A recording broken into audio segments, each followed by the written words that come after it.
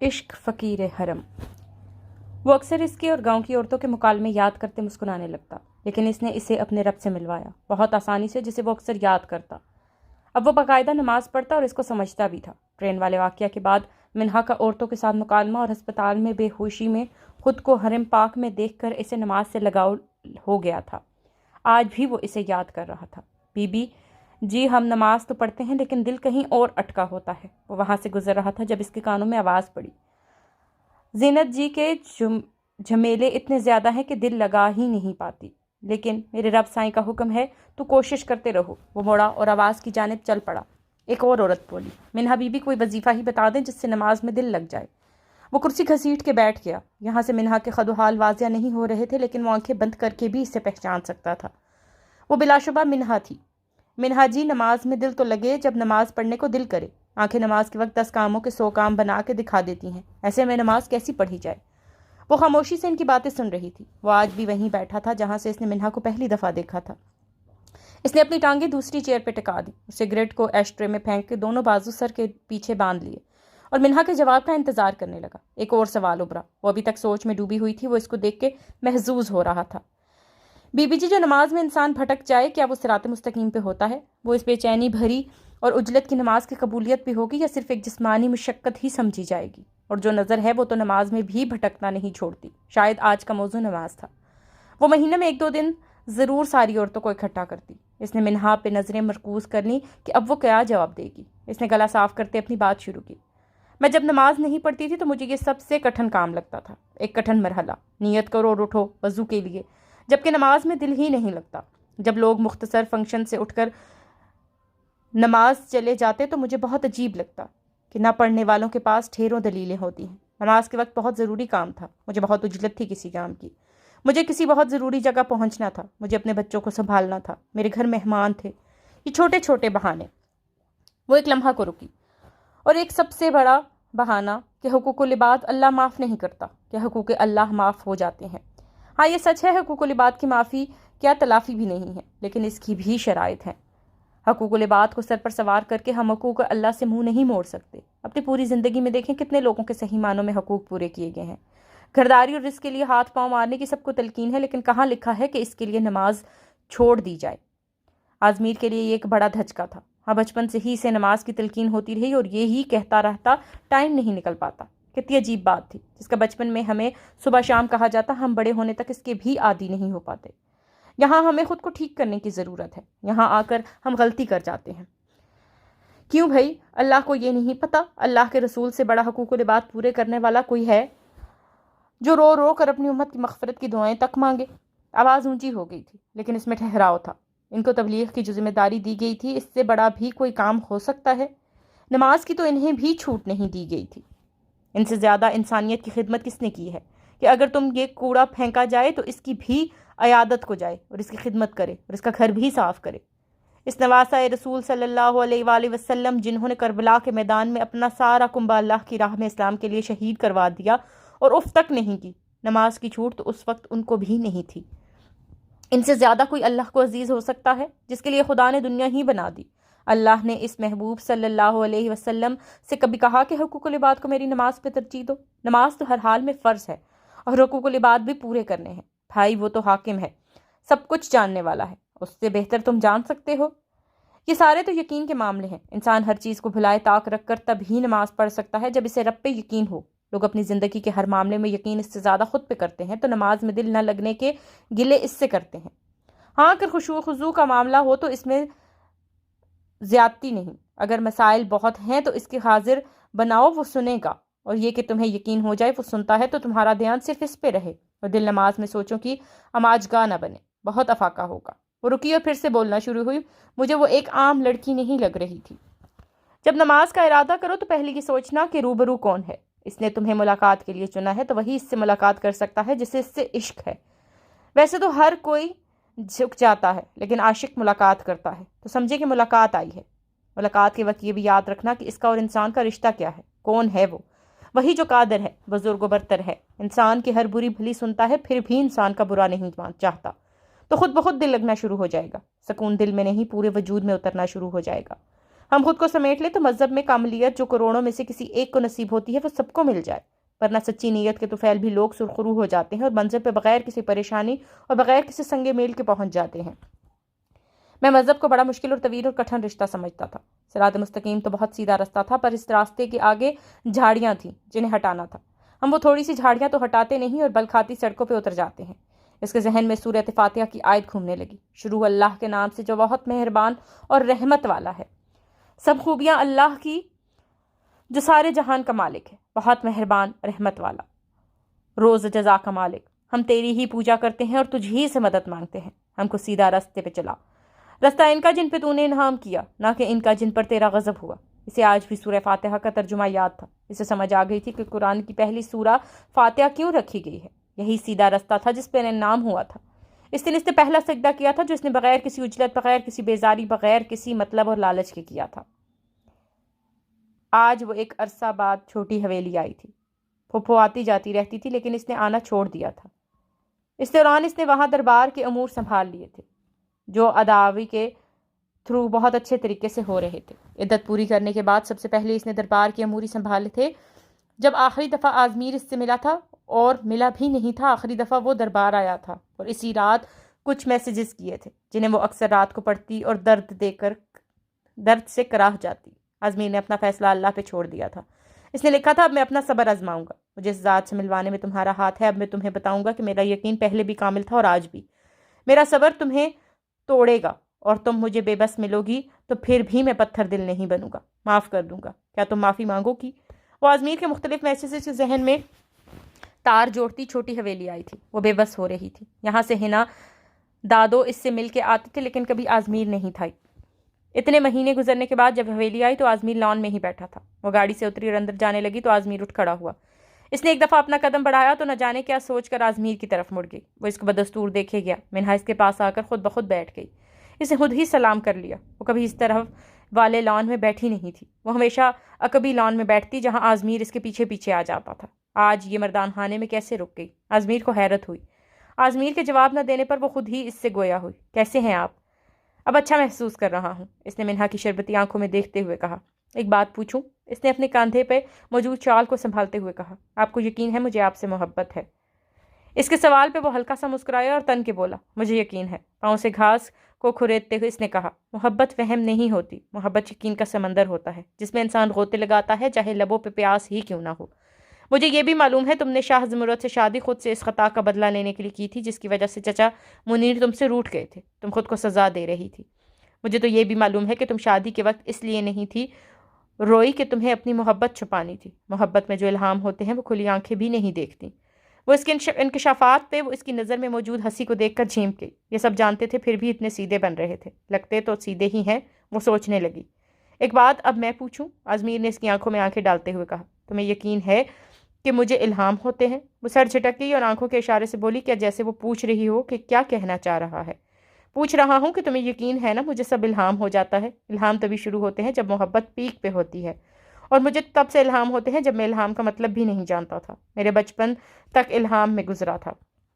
انسان مکمل کب ہوتا ہے یہ میں نہیں جانتا، لیکن اب مجھے لگتا ہے کہ میں ادھورا ہو گیا ہوں۔ وہ رکا اور پھر سے بولا، میں ادھورا نہیں رہنا چاہتا منہا، تمہیں پتا ہے ایک ہجر کاٹ رہا ہوں جو لمبا ہو رہا ہے۔ میرا ضبط روز ٹوٹتا ہے لیکن میں خود کو سنبھال لیتا ہوں۔ منہا اس کی آنکھوں میں محبت اور اس کی بگڑتی ہوئی طبیعت کو سمجھ پا رہی تھی۔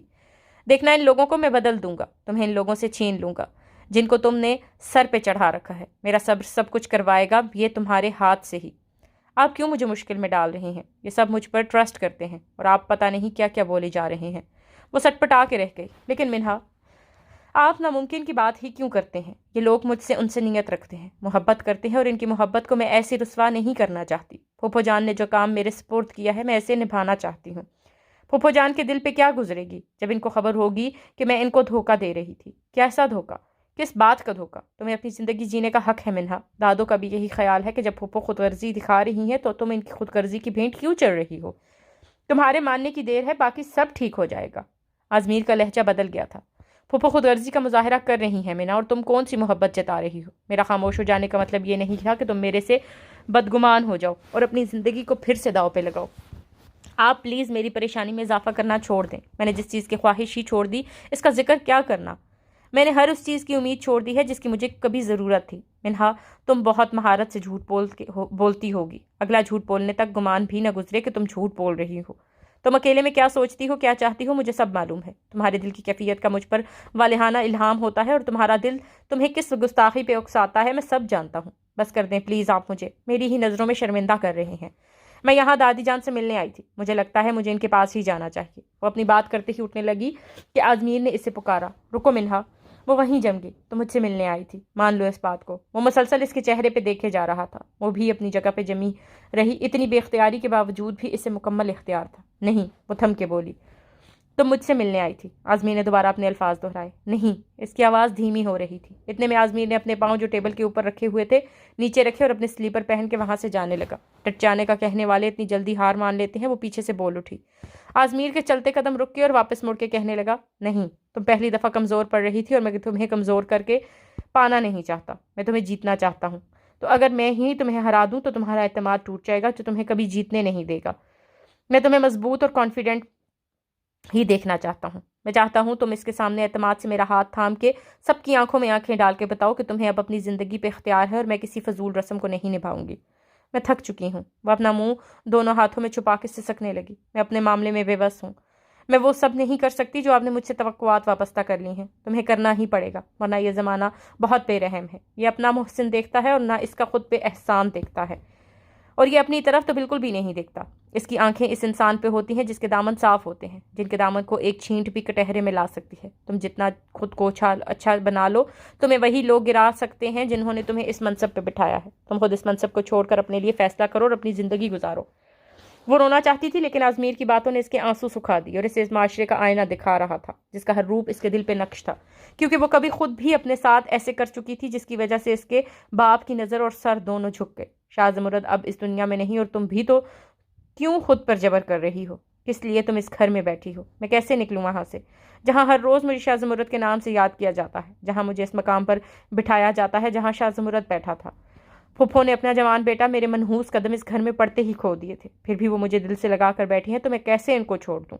وہ سسکی تھی، تم جب تک خود کو دلیلوں سے ہرا لو گی تو وہ بھی تمہیں اپنی مرضی سے چلا لیں گے۔ جب تم یہ سمجھ جاؤ کہ خدا کی مرضی کے بغیر ایک پتا بھی نہیں ہل سکتا، تو ایک انسان تمہارے منحوس قدموں سے کیسے اس دنیا سے جا سکتا ہے؟ کوئی تمہیں مورد الزام نہیں ٹھہرا سکتا۔ پھپھو کے ساتھ سب کی ہمدردیاں ہیں، لیکن میں محبت کو جیتے جی کسی کے بھی حوالے نہیں کر سکتا، اور تمہیں بھی کوئی اختیار نہیں کہ اب تم میرے ساتھ اس طرح کا کوئی ظلم کرو۔ اس کی نظر پڑی تو اس کے آگے گھٹنوں کے بل سر جھکائے بیٹھا تھا۔ وہ ایک دم پیچھے ہٹی۔ پتہ نہیں وہ کب سے اس کے اتنے قریب ہو کر بیٹھا ہوا تھا۔ تم محبت تو کرتی ہو لیکن سمجھتی نہیں ہو۔ اس نے منہا کے گھٹنے پہ ہاتھ رکھا اور اسے اٹھنے سے روک لیا۔ محبت میں لوگ یہ کہاں دیکھتے ہیں کہ کون کہاں بیٹھا ہے؟ محبت میں یہ دیکھا جاتا ہے کہ محبت کرنے والا کہاں بیٹھا ہے، ہمارے پاس یا رقیب کے پاس۔ اس نے منہا کے ہاتھ میں ہاتھ رکھا۔ یہ آپ کیا کر رہے ہیں؟ وہ سمٹ گئی تھی۔ محبت میں عاجزی نہ تو اپنا آپ جگا لیتی ہے، اور محبت میں انا دکھانے والے اکثر خالی ہاتھ رہ جاتے ہیں۔ میں محبت میں کون سی عاجزی نہیں دکھائی؟ منہا ہلکے سے منمنائی۔ تم نے محبت ہی کب دکھائی؟ آزمیر کا لہجہ کراہت بھرا تھا۔ تم نے مجھ سے محبت بھی کی اور انا کا ہول بھی چڑھائے رکھا۔ اس نے اپنی بات جاری رکھی۔ آزمیر کا لمس اس کے رگ و پا میں سرائیت کر رہا تھا۔ میں نے کبھی کسی سے محبت نہیں کی۔ اس کے الفاظ اس کے دل کا ساتھ چھوڑ رہے تھے۔ وہ بہت ضبط سے گویا ہوئی، میرے علاوہ۔ آزمیر کی آنکھوں میں لچاریت تھی جو اس کے الفاظ میں در آئی۔ تم یہ سب میری آنکھوں میں دیکھ کر بولو۔ کہنا تو یوں چاہیے تھا کہ میرے سر پر ہاتھ رکھو اور کہو تمہیں مجھ سے محبت نہیں، لیکن یہ آفر ہے تمہارے لیے۔ تم صرف میری آنکھوں میں دیکھ کر کہہ دو تو میں مان جاؤں گا۔ وہ ایک تک اسے دیکھی گئی۔ اس کے گلے میں آنسو کا گولا اٹک چکا تھا۔ اگر تم بولی نہ تو میں یہی سمجھوں گا کہ تم مجھ سے محبت کرتی ہو اور تم ایک دن بھی خود کو مجھ سے محبت کرنے سے روک نہ پائی تھی۔ منہا کی آنکھوں سے موتیوں کی مسلسل بارش ہو رہی تھی جن کو آزمیر اپنی آنکھوں سے چن رہا تھا۔ آزمیر اس کے کانپتے ہاتھوں کو اپنے چہرے کے قریب لایا کہ وہ اچانک سے اٹھی اور اندر کو دوڑ گئی۔ اس کی شال جو شانوں پہ رکھی تھی وہیں لان میں گر گئی۔ آزمیر کے چہرے پہ مسکراہٹ تھی۔ اس نے اٹھ کر وہ چادر اٹھائی، اس میں موتیے کے تازے پھولوں کی مہک تھی۔ اس نے چادر کو بوسہ دیا اور اپنے گرد اوڑھ لی۔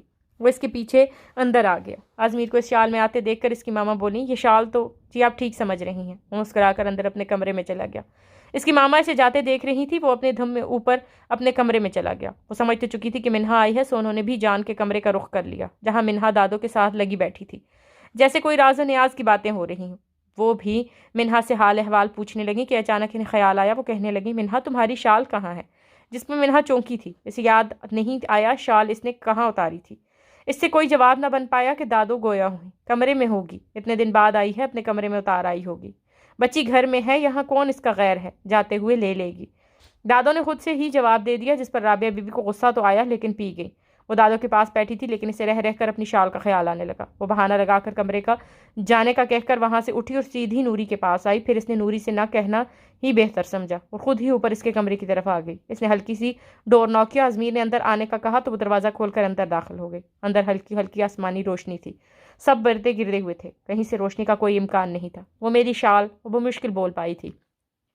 الفاظ اس کے منہ سے ٹوٹ کر نکلے جب اس کی نظر آزمیر پہ پڑی۔ وہ اس کی شال اور اس کی طرف کمر کی کر کے کھڑا تھا۔ مجھے وہم کی بیماری لگ گئی ہے شاید، مجھے بلا وجہ وہم ہو جاتا ہے کہ تم اس گھر میں ہو، میرے ساتھ ہو۔ وہ کیا ہے نا، محبت وہم نہیں ہوتی، لیکن جب ملے نہ تو وقت گزرنے کے ساتھ وہم بن جاتی ہے۔ مجھے یقین ہی نہیں آتا کہ تم یہاں نہیں ہوتی، کب سے مجھ پر زوال آ چکا ہے، دل ماننے کو تیار ہی نہیں ہوا کبھی۔ تمہیں پتا ہے انسان کو زوال میں کون دہکتا ہے؟ وہی جو کبھی آپ کے عروج کی دعائیں کرتا ہے، اس کے لیے ہیلے بہانے کرتا ہے۔ وہ ایک لمحہ کو رکا اور مڑ کے بولا، صرف وہی جو جانتا ہے آپ کس راستے سے بلندی پہ پہنچے تھے، اس کے علاوہ کوئی بھی آپ کو ایسے شکست فاش نہیں کر سکتا۔ اس کی آنکھوں سے غم و غصہ کے میلے جلے آثار جھلک رہے تھے۔ ان الفاظ نے اس کے قدم جکڑ لیے تھے۔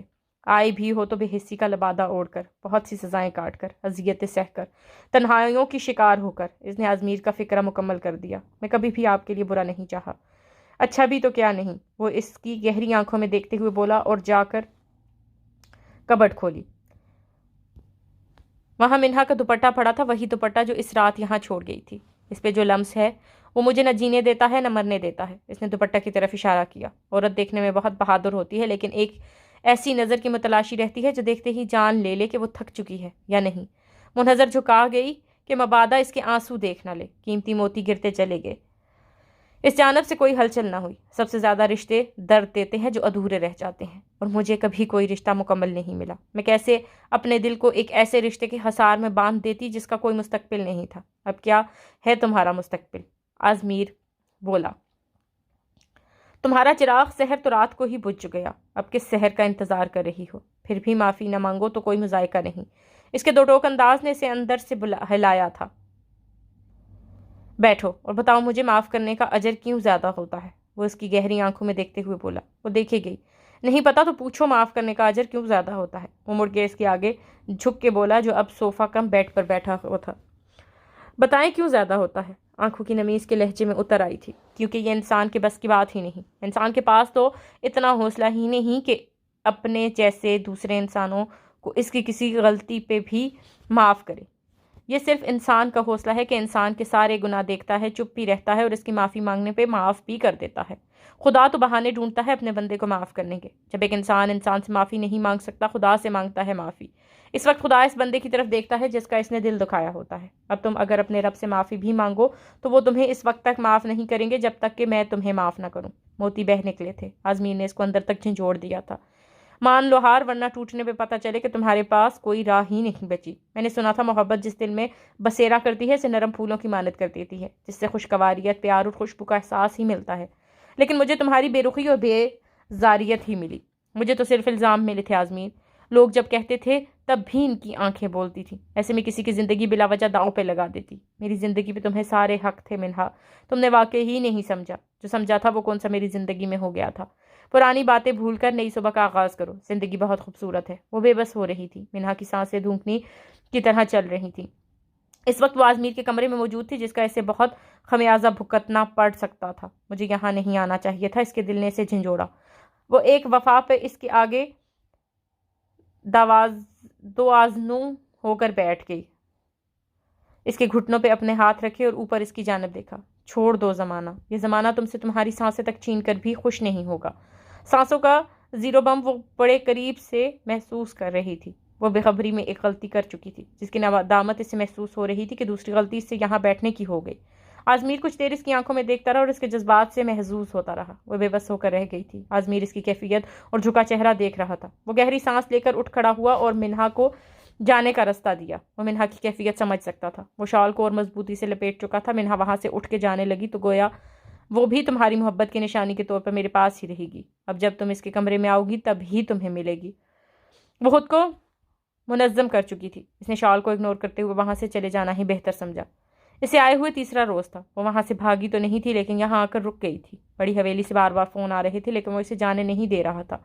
आज भी सुबह नाश्ते के बाद सूरज की ठंडी ठंडी रोशनी से इसे बहुत सुकून बख्श रही थी। इसने अखबार पे से नज़र उठा के देखा और इसके सामने आन बैठा था। काफ़ी देर इसे अपनी तरफ देखते हुए मिन्हा को उलझन होने लगी, तो वो इससे गोया हुई। क्या देख रहे हैं? कुछ नहीं। वो नज़रें फेर गया, जिस पर वो मुस्कुरा गई और अपने सुनहरी बालों को डग अपने चेहरे से हटाते हुए कहा, मोहब्बत मौका तलाश करती है और इश्क मौका देता है। तो तुम्हें मैं किन में से लगता हूँ, मोहब्बत करने वालों में से या इश्क करने वालों में से? वो तंजन हंसी और फिर खुलखुला के हंसने लगी। जो आप यहाँ बैठ के मुझे इतनी दलीलें दे रहे होते हैं, तो आप खुद ही बता दें कि आप किन में से हैं। अब इसने रसानियत से जवाब दिया। अभी वो भी मुस्कुरा रहा था। वाकई तुम समझती हो कि मैं मोहब्बत करने वालों में से हूँ? हाँ, वो तो मैं कब से समझती हूँ, इसने अपना हाथ मुंह के नीचे रखते हुए कहा। फिर भी तुम मेरा इतना इम्तहान ले रही थी।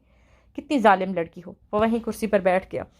अब नहीं समझती। वो माथे पे बल लाकर देखने लगा। अब इश्क करने वालों में शामिल कर लिया है आपको। मिन्हा, तुम मेरा साथ दो ना, तो मुझे दलीलें देनी पड़े और ना तुम अब ऐसे रिश्ते की कैद में रहती। मैं चाहकर भी इस रिश्ते का हिसार अपने गिर्द से नहीं तोड़ सकती। ये लोग जितनी उम्मीदें मुझसे बांध चुके हैं, मैं कैसे इनको कहूँ कि आप लोगों के साथ नहीं चल सकती। मिन्हा, तुम शरण आज़ाद हो। तुमने अपनी इद्दत कब से मुकम्मल कर ली है। अब हमारा इस्लाम तुम्हें इजाज़त देता है कि तुम अपनी ज़िंदगी बेहतर बनाओ। मिन्हा अब इसकी इल्तिजा लहजे को बहुत करीब से महसूस कर सकती थी। मैं कोई भी फैसला जल्दबाजी में नहीं कर सकती, मुझे वक्त चाहिए। मेरी एक बात याद रखना, मोहब्बत का असर हमेशा उल्टा पड़ता है। जैसे कोई नॉर्मेलिटी की टर्म पूरी करनी होती है, वैसे ही मोहब्बत का सबूत देने के लिए अब नॉर्मेलिटी की टर्म भी पूरी करनी पड़ती है। अब इसे लगता था कि वो अब नॉर्मल नहीं रहा। वो सब कुछ भूल चुका था। रिश्ते, मोहब्बतें, अपने वालिदैन के ख्वाब। मोहब्बत मफादात नहीं देखती, ना अपने इर्द गिर्द देखती है, तो सिर्फ महबूब को देखती है। आंखें बंद कर लेती है। मेरी ज़िंदगी में अब तुम हो और तुम ही रहोगी। जब भी कोई फैसला करो तो ये ज़रूर याद रखना, मोहब्बत मिल भी जाए तो लोगों की नज़रें इसको छीनने के सारे हरबे इस्तेमाल करती हैं। ऐसे में जिसको ना मिले वही फातेह होता है। जो लोगों की नज़रों के तीर से बच जाता है। वो बेचारगी से बोली, मैं कुछ नहीं जानता, ना मुझे ऐसा फतह चाहिए, ना मैं इन दलीलों से बहलने वाला हूँ। वही भारी और गरजदार आवाज़, बीबी जी, बड़ी हवेली से गाड़ी आई है आपको लेने। इस वक्त रानिया वहाँ आई तो मंजर बदल गया। वो पीछे को होकर टांग पे टांग रख के बैठ गया। मिन्हा ने एक नज़र आजमीर की जानब देखा और रानिया की तरफ देखकर बोली, तुम चलो, मैं आती हूँ। मिन्हा ने इसे कहा और जाने के लिए उठने लगी। मिन्हा, हम अगर मोहब्बत के साथ बुरा करते हैं तो मोहब्बत हमारे साथ इससे ज़्यादा बुरा करती है। मोहब्बत पे वाजिब हो जाता है कि वो अपने आप पे हुए जुल्म का बदला सूद समेत ले, और जब मोहब्बत बदला लेती है तो इंसान होंठ चबा कर रह जाता है। मैं तो माफ़ कर दूंगा, लेकिन मेरी मोहब्बत नहीं। वो जितनी सख्ती से बोला था, इससे वो अल्फाज इतने ही कांटे बन के चुभे थे। वो कोई भी जवाब दिए बगैर वहाँ से चली गई। आजमीर, ये तुम क्या कर रहे हो? इसके जाने के फ़ौरन बाद राबिया बीबी आजमीर के कमरे में आई। जब वो इसे गाड़ी तक छोड़कर वापस आया, इसके कमरे में आते ही चीखी थी वो। आजमीर लैपटॉप खोले लेटा हुआ था। वो अपनी मेल्स चेक कर रहा था। इसने हैरानगी से इनकी तरफ देखा। क्या हुआ मामा? वो परेशान होते हुए बोला। तुम क्या कर रहे हो? कुछ भी तो नहीं, बस मेल्स चेक कर रहा हूँ। मैं इस लड़की का पूछ रही हूँ। आप मेरी तरफ भी तो थोड़ा ध्यान देती तो आपको आज मुझसे पूछना ही ना पड़ता। वो नरम गो अंदाज में बोला, लेकिन राबिया को ये बात अंदर तक सुलग आ गई। आजमीर की खुशफहमी में ना रहना। इस लड़की को मैं अपनी बहू नहीं बना सकती। वो अपने गिरध हर रिश्ता खा चुक जाती है। मामा प्लीज़, क्या जाहिलों वाली बातें कर रही हैं? आपको तो वो बहुत अच्छी लगती थी। अब क्या हो गया? तब मुझे यकीन नहीं था कि ये इसके कदम बुरे हैं। मुझे लगता था तकदीर के फैसले हैं, लेकिन नहीं। एक लम्हा को वो रुकी और अब अच्छा लगना मोहब्बत की ज़मानत कब से हो गया? अब भी ये तकदीर का ही फैसला है। मेरी तकदीर सिर्फ वो है। इसने लैपटॉप बंद करके रख दिया। वो मजबूर होता जा रहा था। वो अब आजमीर के कमरे में दीवान पे बैठ गई और आजमीर भी इनके साथ आकर बैठ गया। मैं तुम्हें किसी बात के लिए कुछ नहीं कहा, लेकिन ये मैं नहीं होने दे सकती। वो लड़की अपनी सेज पे बैठते ही अच्छा भला नौजवान खा गई और मेरी बहू कैसे बन सकती है? ये तुम और तुम्हारी दादों ने इसे जो सर पर बिठाया हुआ है, मुझे समझ आ रही थी। मामा, आपको एक मजबूर और बेबस लड़की पे ज़रा तरस नहीं आता? वो अपने बेटे की हालत पे तो बिल्कुल भी नहीं। इसके लबों से बेख्तियार ही निकला था। वो देख सकती थी कि वो कितना लागर हो गया। बड़ी हुई शेव और पीली पड़ती रंगत। वो अपने बेटे को नज़रअंदाज कर गई। उन्होंने अपना दिल पत्थर का कर लिया था। तर्स का जज्बा इतना ताकतवर नहीं होता कि ज़िंदगी भर की गाड़ी खींची जा सके। वो भी अपनी बात की पक्की साबित हुई थी। इनके कदम ज़रा ना डगमगाए। मैं तुमसे कुछ पूछने नहीं आई थी, तुम्हें बताने आई थी। जो भी तुम्हारे जहन में इसके मुतालिक है निकाल दो। वो वहाँ से उठकर जाने लगी तो आजमीर इसको जाता देखकर पीछे से बोला, वो अब मर के ही निकलेगी शायद। मोहब्बत पे जवाल आए तो वो जालिम हो जाती है, फिर वो नफ़ा नुकसान नहीं देखती। वो करंट खा के पलटी थी। वो ये क्या बोल रहा था? وہ اس کی طرف ایک لخت دیکھے گئیں۔ وہ نظر جھکائے مؤدب انداز میں بیٹھا تھا۔ ان کو سمجھ آ گئی تھی کہ غصہ دکھانے کا وقت نہیں۔ وہ ایک بار پہلے بھی اس لڑکی کی وجہ سے زندگی کی بازی ہارتے ہارتے بچا تھا، لیکن اپنی ماں کے جڑتے ہاتھ دیکھ کر سکتے میں نہ۔ ہاتھ تو دیکھ سکتی نا۔ ان کے لہجے میں بے بسی بھر گئی تھی۔ ماما، محبت کے آگے زور کب چلا ہے کسی کا؟ یہ تو کچھ بھی نہیں دیکھتی، چاہے ساری دنیا اس کے آگے رکھ دو، یہ پھر بھی اپنا محبوب ڈھونڈتی ہے۔ وہ بہت پر اعتماد تھا۔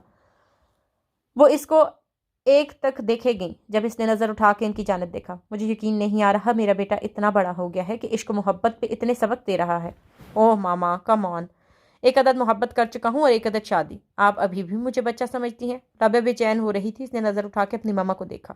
اس کے سرخ آنکھیں انہیں پریشان کر رہی تھی۔ نہیں، ایسا نہیں ہے، مجھے تو بہت پہلے ہی تم نے بتا دیا تھا کہ تم بڑے ہو چکے ہو، تمہیں میری ضرورت کب سے نہیں پڑی۔ لیکن بیٹا، میں اپنے بیٹے کی شادی ایک بیوہ سے کیسے کر دوں؟ میرا دل نہیں مانتا۔ ماما، آپ کا بیٹا بھی طلاق یافتہ ہے، کوئی آپ کو ایسے کہہ دے ہم اپنی بیٹی کی شادی آپ کے بیٹے سے کیسے کر دیں جبکہ وہ طلاق یافتہ ہے تو؟ اس کے لہجے کی تلخی انہیں پگھلا رہی تھی۔ وہ ماں کی جھولی میں سر رکھ کے لیٹ گیا۔ لڑکے اور لڑکی میں بہت فرق ہوتا ہے آزمیر۔ وہ اس کے بالوں میں انگلیاں پھیر رہی تھی۔ یہی فرق تو وہ مٹانے نکلی ہے، لیکن اس میں اسے پھنسایا جا رہا ہے۔ وہ اس کے لیے گڑ گڑا رہا تھا۔ میں اس کی شادی جہاں کہوں گی وہاں کروا دوں گی، جہاں اس سے کوئی مسئلہ نہیں ہوگا۔ ماما، اس کا دل پسلیاں توڑ کر باہر آنے کو تھا۔ ماما، آپ ایسا سوچ بھی کیسے سکتی ہیں؟ منہا کو میں کسی قیمت پہ بھی نہیں چھوڑ سکتا، اور آپ کہہ رہی ہیں آپ اس کی شادی کسی سے بھی کروا دیں گی؟ اتنی نفرت بھی کوئی کسی سے کر سکتا ہے؟ اپنے بیٹے کی ہی خوشیاں داؤ پر لگا دیں۔ آنسو کا گولا حلق میں اٹک گیا تھا۔ رابعہ نے اپنا سر زمین میں دھسا محسوس کیا۔ وہ غصے سے دروازہ پیٹ کے باہر چلا گیا۔ آزمیر، رکو، بات تو سنو۔ وہ اسے آوازیں دیتی رہ گئیں۔ وہ غصے سے کمرے سے نکلا اور حویلی کے مردان خانے میں آ گیا۔ جہاں کوئی بیٹھک میں نہیں لگتی تھی وہاں ویرانی نے ڈیرے ڈال رکھے تھے۔ وہ ریوالونگ چیئر پر برا جمان ہو گیا۔ اس کا اندر تک اس سوچ سے دہل گیا تھا جو اس کی ماما نے اسے کہا تھا۔ ان الفاظ کے انگاروں پہ اس کا دل چل رہا تھا۔ اس کی کیفیت اس سے سنبھالی نہیں جا رہی تھی۔ جب اس نے وضو خانے میں رخ کیا، اس نے نیت کی اور نال کھول دیا۔ اس کے اندر کی آگ کسی صورت ٹھنڈی نہیں ہو رہی تھی۔ پانی بہتا گیا اور آگ میں کمی واقع ہونے لگی۔ کیا یہی سچ ہے؟ اگر کوئی اس سے پوچھتا کہ آگ بڑی یا پانی، تو وہ کہتا خدا جس نے پانی جیسا ٹھنڈا، شفاف، ہر طرح کے برتن میں ڈھل جانے والا، ہر رنگ میں رنگ جانے والے کو آگ سے برتر بنا دیا۔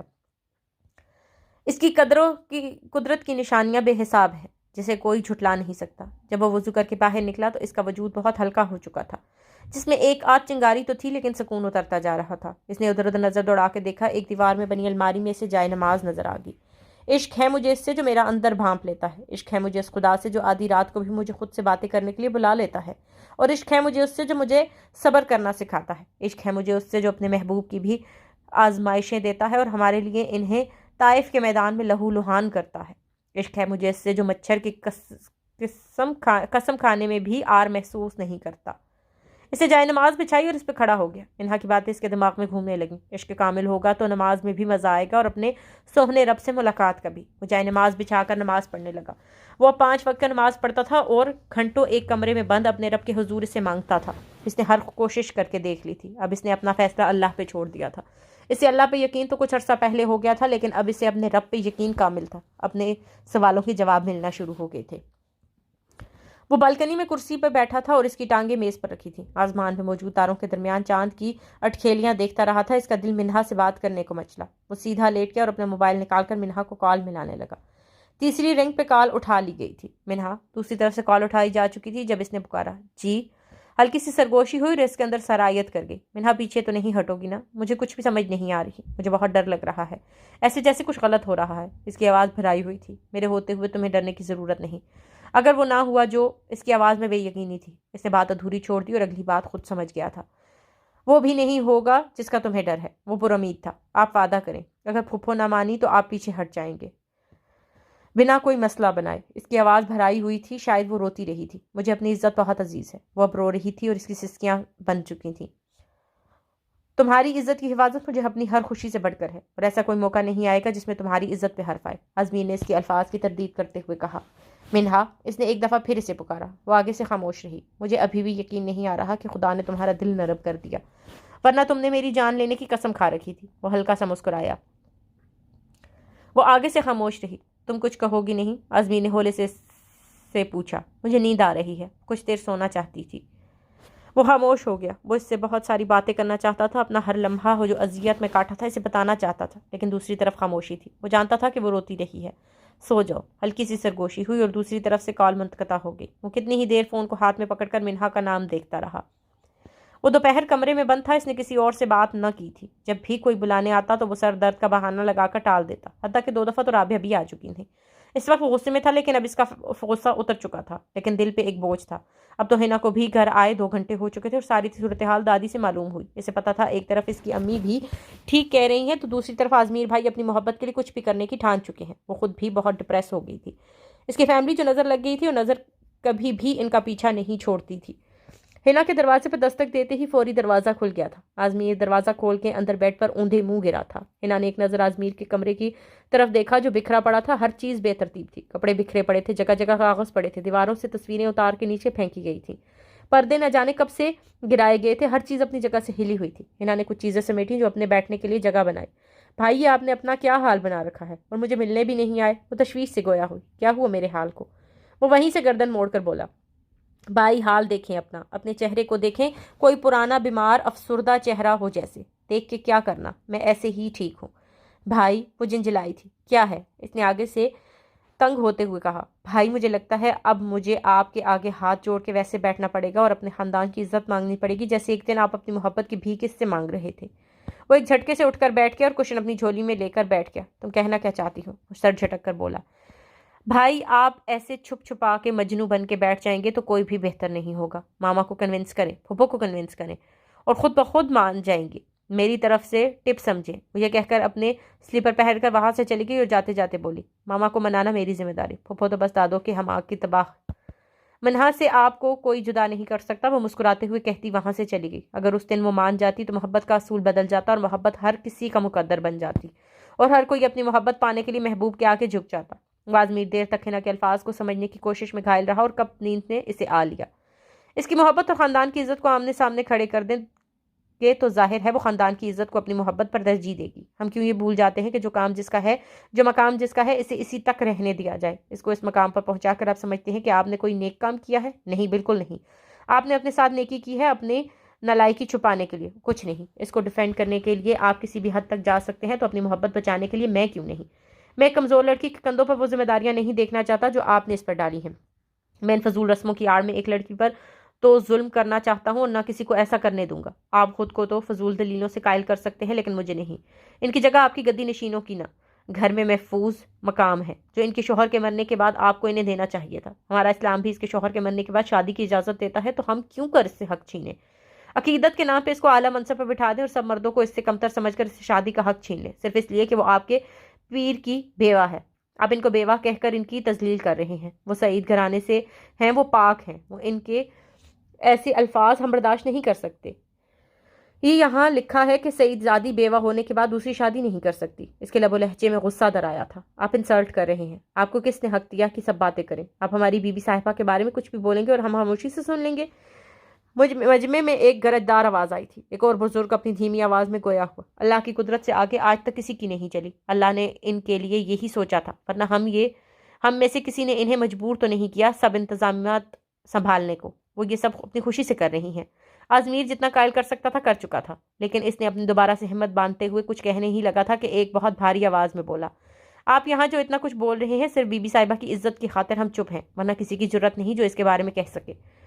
جان بھی دے سکتے ہیں ان کے لیے۔ مجمع میں سے ایک نوجوان بولا، ان کی وجہ سے ہمارے گاؤں کے حالات بدلے ہیں۔ اتنی دی گئی تعلیمات پہ عمل کر کے ہمارے گاؤں کی بچیاں نئے زمانے کے حرفات سے بچی ہوئی ہیں۔ وہ ہمارے گاؤں کے لیے خدا کا انمول تحفہ ہے۔ اللہ نے عورت کو مرد کی پسلی سے بنایا ہے، جس کی وجہ عورت کا پردہ مقصود تھا، اور دونوں کو ایک دوسرے پر ایک جیسے حقوق ہیں۔ ہم مردوں کو عورتوں پر فضیلت دی گئی ہے، اور فضیلت اس لیے دی گئی ہے کہ ان کا کام عورتوں کی عزت اور ان کی حفاظت اور ان کی ضروریات مہیا کرنا ہے۔ اب کہ وہ لوگ چپ ہو گئے تھے، ان کو چپ کروانا نہیں چاہتا تھا۔ وہ ان کو ان کی نئی روایات سے بچانا چاہتا تھا۔ وہ وہاں کے رہنے والے عام باسی تھے جنہوں نے تعلیم اور شعور دونوں سے لگاؤ نہیں رکھا تھا، لیکن اب انہوں نے تعلیم کے ساتھ شعور کو بھی اپنانا شروع کر دیا تھا۔ اب کی بار اس کا موقف رد کرنے کے لیے کوئی نہیں بولا تھا۔ آپ لوگ ان سے ہر موضوع پر مشورہ پہلے کی طرح کریں، ان سے عقیدت رکھیں، ان سے کوئی آپ کو منع نہیں کرے گا، لیکن ان کو جینے کا حق دیں۔ ان کے لیے زندگی مشکل نہ بنائیں۔ گدی نشین تو رمضان یا اداوی بھی ہو سکتا ہے جو سب امور سنبھالتا ہے، سارا انتظام انہی کے ہاتھ میں تو ہے۔ عجیب سی یاسیت تھی اس کی باتوں میں کہ وہ لوگ جیسے اس کی باتوں کو ماننے کے لیے تیار ہوں۔ ہم چاہتے ہیں کہ ہمارے گاؤں کے بچے اور بچیاں راہ راست پر چلیں، کوئی ان کی رہنمائی کرنے والا ہو، کیا ان کے لیے برا ہے اور کیا ان کے لیے اچھا۔ وہ ان سب کو جان کے اپنی زندگی میں اچھے برے کی پہچان کریں، اپنے اچھے برے کو سمجھ سکے، بچوں کی زندگیاں محفوظ ہوں، کوئی کسی پر روب نہ ڈالے، کسی کا حق نہ چھینا جائے۔ اب کہ ایک بزرگ کی بات سن کر اس کے چہرے پر مسکراہٹ آ گئی، اس نے توقف سے جواب دیا، سلطان بابا، آپ کی بیٹی اسکول نہیں نہ گئی اور بیٹی نے بھی 5ویں میں پڑھائی چھوڑ دی تھی۔ ایک لمحے کو رکا اور پھر بولا، کیا ایسا ہی ہے نا؟ سلطان بابا کے چہرے پر شکن نمودار ہو، جس کو نظر انداز کرتے ہوئے اس نے اپنی بات جاری رکھی۔ سلطان بابا، آپ جیسے تعلیم کے خلاف انسان کی زبان پر تعلیم اور عقل و شعور کی باتیں آ گئی ہیں، تبدیلی تو آ گئی ہے۔ معاشرے میں پہلا پودا لگانا ہی مشکل ہوتا ہے۔ جب آپ کے لگائے پودے کو کوئی اکھیڑنا ہے اور دوسروں کو بھی پودا لگانے کی تلقین کرے تو ہریالی خود بخود آ جاتی ہے۔ پھر آپ سب اپنے اپنے پودے کی بھی حفاظت کر لیں تو مالی ضرورت نہیں رہتی۔ معاشرہ کوئی بھی ہو، انسان کا اپنے قول و فعل سے لڑنا زیادہ مشکل ہے، خود کو سمجھانا سب سے مشکل کام ہے۔ جس کو خود کو سمجھانا آ جاتا ہے، انسان معاشرے میں خرابی نہیں کر سکتا، وہ معاشرے کی تعمیر میں حصہ لے سکتا ہے۔ بہتری کا آغاز ہو چکا ہے، اب ہر کسی کے اپنے مقام اور اپنے فرض کو پہچاننے کی ضرورت ہے۔ پورے مجمع پر سکتہ طاری ہو چکا تھا، کچھ لمحے کو رکا اور پھر سے ایک نئی انرجی سے گویا ہوا، وہ سید گھرانے کی ضرور ہے لیکن ان کا حق چھیننے کا حق کسی کو نہیں، ان کو میرا اسلام اجازت دیتا ہے ہر چیز کی۔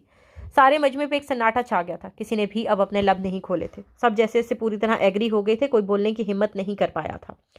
اداوی، جلدی چلو، گاڑی نکالو۔ وہ دربار کے عقبی سائڈ سے سیدھا پارکنگ کی طرف دوڑا تھا، اس نے فٹ سے گاڑی دوڑا، دروازہ کھولا اور ڈرائیور کے ساتھ والی فرنٹ سیٹ پر بیٹھ گیا۔ صالح ہاؤس کی طرف چلو، باہر لوگ وہ آنکھیں ہوتی ہیں جو کچھ اچھا نہ لگنے پر بند بھی ہو جاتی ہیں اور ان کو آرام بھی چاہیے ہوتا ہے۔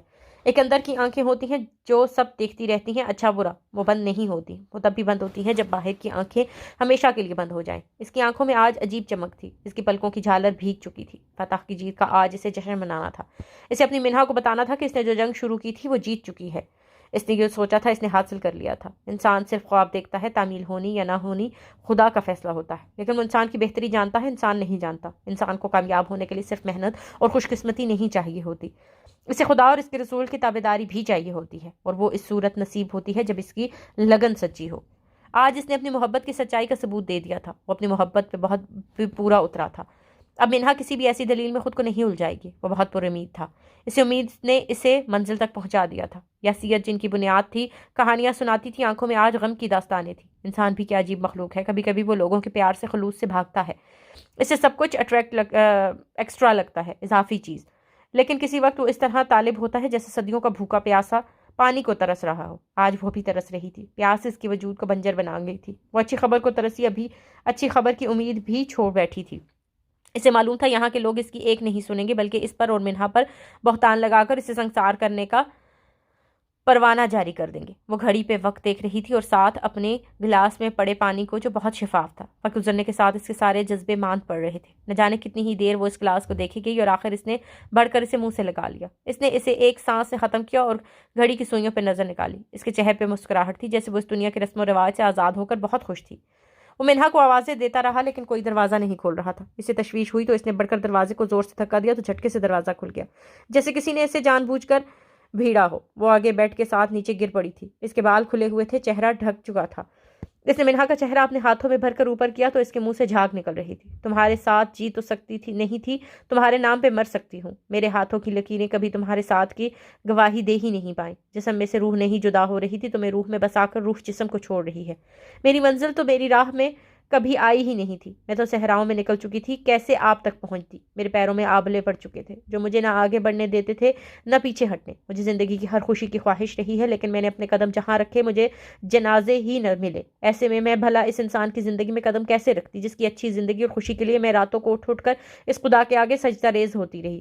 اسی انسان کے لیے میں اتنی خود غرض نہیں ہو سکتی تھی۔ وہ منہا کا سر اپنی جھولی میں رکھے چیخ رہا تھا، وہ چلا چلا کر سب کو آواز دے رہا تھا، منہا بس۔ وہ منہا کو اٹھا کے بھاگا تھا، وہ سفید کپڑوں میں ملبوس تھا، بالکل ایک لاش کی طرح، اس کے منہ سے جھاگ نکل رہی تھی، منہا کا سر اس کی جھولی میں تھا۔ وہ منہا کو اٹھا کے بھاگا، حویلی میں پاگلوں کی طرح۔ اس کو دیکھتے ہی ڈرائیور گاڑی سٹارٹ کرنے لگا۔ جلدی چلو، وہ گاڑی میں اسے لے کر بیٹھ گیا تھا۔ میری آخری خواہش یہی تھی کہ اس کی آواز کا تسلسل ٹوٹ رہا تھا، آپ کے ہاتھوں میں جان نکلے۔ مجھے پتا تھا آپ وہاں سے نکل چکے ہوں گے، میں آپ کو دیکھنا چاہتی ہوں، جب میری سانسیں ٹوٹ رہی ہوں، میری یہ تکلیف آپ کا دیدار ہی کم کر سکتا ہے۔ اس کے چہرے پہ ایک انچھوئی مسکراہٹ تھی، اس کی آواز ساتھ چھوڑنے لگی تھی، اس کی آنکھیں بند ہونا شروع ہو گئی تھیں۔